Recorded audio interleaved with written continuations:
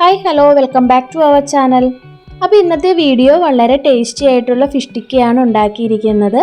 അപ്പോൾ റെസിപ്പി ഇഷ്ടപ്പെടുകയാണെങ്കിൽ ട്രൈ ചെയ്ത് നോക്കണം. അതുപോലെ തന്നെ സപ്പോർട്ട് ചെയ്യാനും മറക്കരുത്.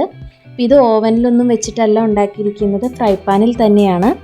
അപ്പോൾ നമുക്ക് ഉണ്ടാക്കുന്നത് എങ്ങനെയാണെന്നുള്ള വീഡിയോ കണ്ടിട്ട് വരാം.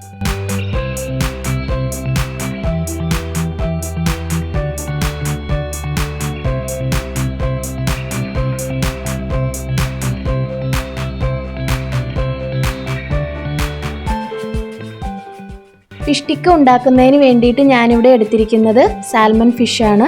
കഴുകി വൃത്തിയാക്കി ചെറിയ കഷ്ണങ്ങളാക്കി എടുത്തിട്ടുണ്ട്.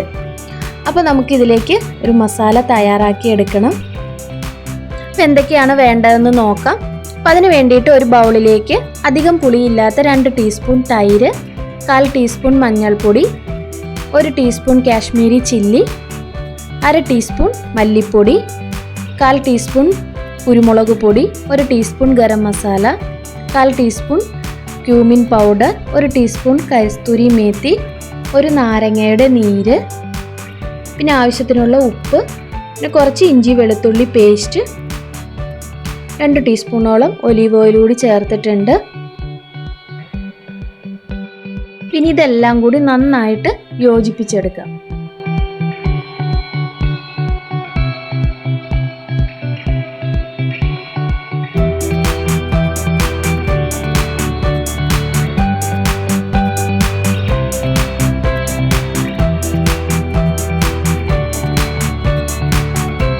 ഇനി ഇതിലേക്ക് കഷ്ണങ്ങളാക്കി വെച്ചിരിക്കുന്ന മീനും ചേർത്ത് നന്നായിട്ട് പുരട്ടിയെടുക്കാം.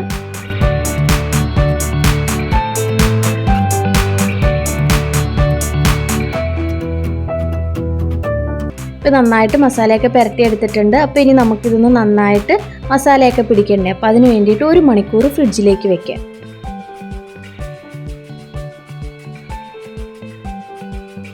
ഒരു മണിക്കൂറിന് ശേഷം നമുക്ക് ഫ്രിഡ്ജിൽ നിന്നും എടുക്കാം.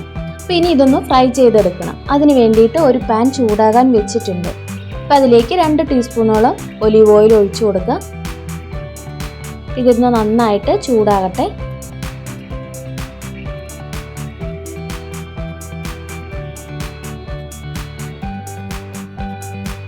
അപ്പോൾ ഫ്ലെയിം ഒന്ന് കുറച്ചിട്ടിട്ട് വേണം പുരട്ടി വെച്ചിരിക്കുന്ന മീൻ ഇട്ട് കൊടുക്കാൻ.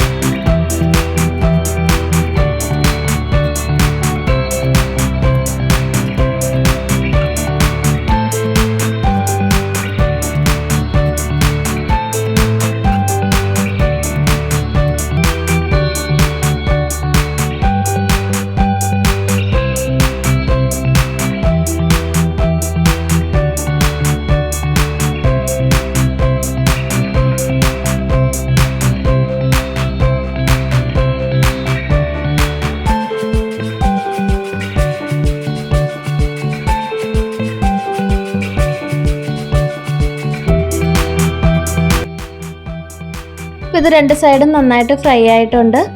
പിന്നെ നമുക്ക് ഗ്യാസ് ഓഫ് ചെയ്ത് കൊടുക്കാം. കണ്ടോ, നല്ല അടിപൊളി ഫിഷ് ടിക്ക റെഡിയായി കഴിഞ്ഞു. പിന്നെ നമുക്കിതൊരു പ്ലേറ്റിലേക്ക് സെർവ് ചെയ്യാം.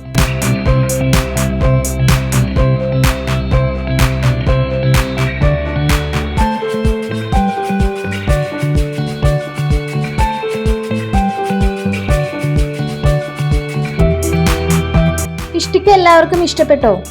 അപ്പോൾ ഇത് വളരെ സോഫ്റ്റാണ്. എടുത്തു പറയേണ്ടത് ഇതിൻ്റെ മസാലയാണ് കേട്ടോ. അപ്പോൾ ഇവിടെ എല്ലാവർക്കും ഇഷ്ടപ്പെട്ടു. അപ്പോൾ നിങ്ങൾക്കും തീർച്ചയായിട്ടും ഇഷ്ടപ്പെടും. അപ്പോൾ ഇനിയും നല്ലൊരു റെസിപ്പിയുമായിട്ട് വീണ്ടും വരാം. അതുവരേക്കും ബൈ ബൈ, ടേക്ക് കെയർ.